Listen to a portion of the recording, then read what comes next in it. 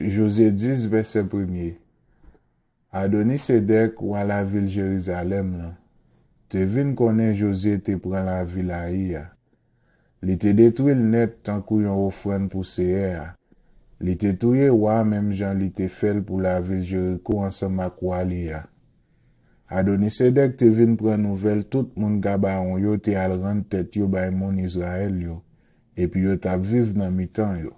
Verset 2. Tout moun la ville Jérusalem yo te pe en pile. Paske Gabaon te yon gros la ville. Tant kou n'importe qui la ville qui te gen yon wa ap gouverner li. Li te pi gros passe la ville Aïa. Le fini, tout garçon là te voyant soldat. Verset 3. C'est comme ça, Adonisedek wa la ville Jérusalem nan. Voye mission bay Oram, wa la ville Hébron, bay Pireyam, wa la ville Jarmut, bay Jafia, wa la ville Lakis, ak bay Debi, wa la ville Eglon. Verset 4. Li voye di yo, vin jwenn mwen. Vin ede m'atake la ville Gabaon, paske moun sa yo al rend tête yo bay Josué ak peuple Israël la. Verset 5. C'est comme ça 5 wa moun Amori yo, wa la ville Jérusalem lan, wa la ville Hébron, wa la ville Jarmut la, wa la ville Lakis la, wa la ville Eglon, mette tête ensemble, yo fait un seul l'armée ak tout soldat yo. Yo sene la ville Gabaon, yo attaqué. Verset 6. Moun la ville Gabaon yo voye messager nan kan Gilgal la, di Josué comme ça. Met, tant pri, palage nou, presse vin jwenn nou pour aider nous, pour délivrer nous, parce que tout roi moun Amori yo qui rete nan mon yo, mette tête ensemble, yo leve derrière nous pour yo fini ak nous. Verset 7. C'est comme ça, Josué ak tout l'armée ensemble ak tout voyant soldat li yo kite Gilgal. Yo leve yo parti. Verset 8. Seher a dit Josué comme ça. Ou pas besoin père yo. Ma plage yo tout nan men ou. Pa gen yon la dan yo ki kan kembe tête avec ou. Verset 9. Les Josué kite Gilgal, li passe tout nuit lan ap marcher. Li rive sou mon Amori yo sans yo pat atan. Verset 10.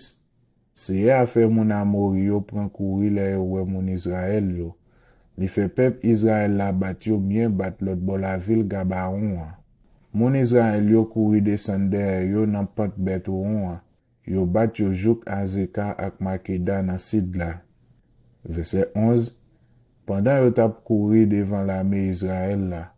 Depuis nan descend pante Betouron jouk yo rive Azeka. Seher arrêté nan ciel la. Li voye gros boule la grêle sou yo pour touye yo. La grêle la te touye plus moun passe l'armée Israël la avec épée yo. Verset 12. Jou Seher te lage moun Amori yo nan men moun peuple Israël yo. Josué parle ak Seher devant tout peuple la li di. Soleil, rete éclairé sous la ville Gabaon. La lune, rete éclairé sous pont Ayalan. Verset 13. Soleil la arrêté côté le ya. La lune lan pa fait un pas jouk peuple Israël la te fin krasé l'ennemi yo. C'est ça nous jwenn écrit dans livre moun qui marche droite là. Soleil la arrêté nan mitan ciel la sans li pa marche un bon temps. L'on gen yon journée comme ça. C'est après ça la couché. Verset 14. Ni avant ça, ni après ça. Par exemple, gen yon jour tant kou jour ça, laissé a te fait ça au monde te mandé le fait. Et puis le goumen pour peuple Israël là. Verset 15. Après ça, Josué ak toute l'armée Israël la tourné nan kan yo Gilgal. Verset 16. Mais, 5 royaux te kouri champi al caché nan grotte Makeda. Verset 17. Yal di Josué yo jwenn 5 royaux caché nan grotte Makeda. Verset 18. Josué répond. Ou les roches bouche grotte là, mettez moun veye yo. Verset 19. Mais, nous même sou ke konon, kouri derrière l'ennemi yo, attaquer yo pa derrière, pa kite yo gen tan rive dans la ville yo. Seye a bon Dieu nou an lage yo nan men nou. Verset 20. José ak soldat pep Israel yo tap masakre yo. Sa ki te chape yo kouri al kache nan la vil ki gen gwo rampa yo. Verset 21. Le sa, tout l'armée José a tourné vin jwenn li nan kan Makeda sans problème, sans danger. Personne pas te permettre yo di rien sou moun pep Israel yo. Verset 22. Le sa, José dit, dégagez bouche grotte là. Menen 5 wayo de yo vin jwenn mwen. Verset 23. Yo dégagé bouche grotte là. Yo menen 5 wayo de yo vin jwenn li. C'était wa la ville Jérusalem là. Wa la ville Hébron, wa la ville Jarmout là. Wa la ville Lakis là ak wa la ville Eglon. Verset 24. La yo menen wayo bali. José rele tout garçon nan pep Israël là. Et puis li di chef qui te avel yo. Vini non. Mete pied nou sou kou wa sa yo. Yo poche vre. Yo mete pied yo sou kou wa yo.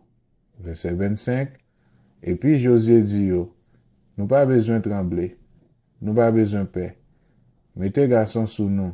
Pa jam dekouraje.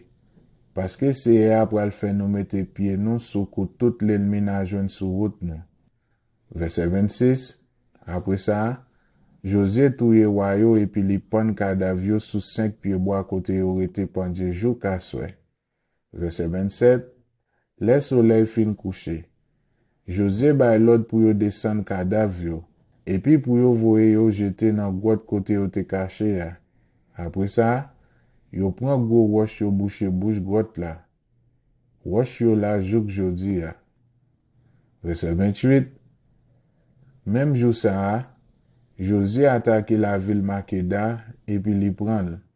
Li touye wa, li fini, li fait touye tout moun ak tout bête qui te dans la ville là tant kou yon offrande pour seye, sans li pa kite rien chapé.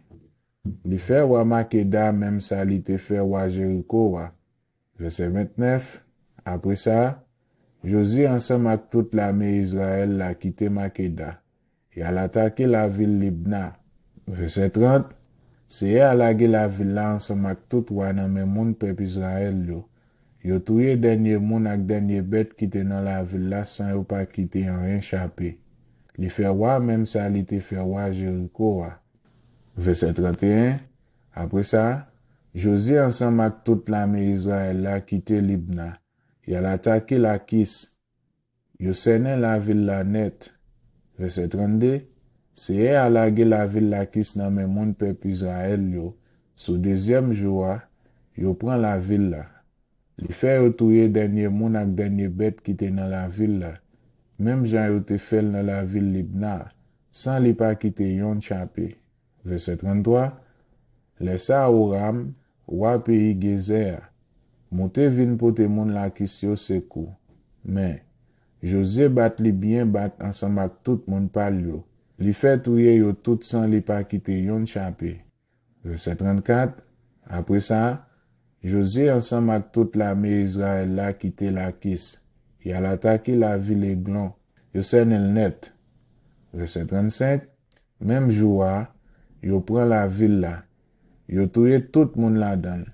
Oui, jou sa, tant kou yon offrande y a fait pour seye. Yo touye denye moun ak denye bête qui tap vive la. Même jan yo te fel dans la ville la Kis la. Verset 36. Après ça, José ensemble ak l'armée Israël la quitté la ville Eglon. Yo monte à l'attaquer Hébron. Verset 37. Yo prend la ville la. Yo touye denye moun ak denye bête qui te rete la ensemble ak tout ça qui te rete dans Tibouk dans zone la. Li pa kite yon moun chapé. Même jan li te fel la ville Eglon. Li fait touye denye moun ak denye bête tant kou yon offrande pour seye. Verset 38. Après ça encore, José ensemble ak toute l'armée Israël la viré sous la ville d'Ebi. Y al attaqué. Verset 39. Yo prend la ville la ensemble ak kwa ak tout l'autre Tibouk dans zone la.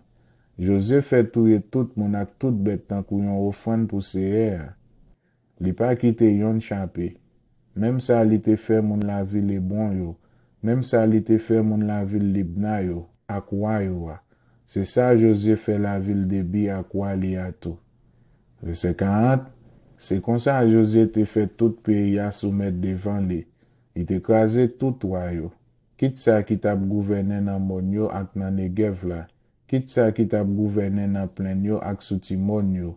Li pa kite yon moun chapé. Li touye dernier bête tan kou yon offrande pour Seher. Jean Seher, bon Dieu peuple Israël la te bali l'autre faire. Verset 41, José bat yo depuis Kades Barnea sous bord rivière Gaza, bon rivage là, dans toute zone Goshen là, jouk Gabaon sous bord nord.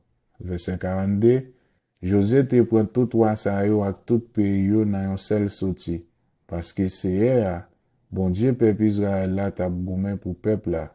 Verset 43, le fini, José ensemble ak toute l'armée Israël la tourne dans camp yo Gilgal.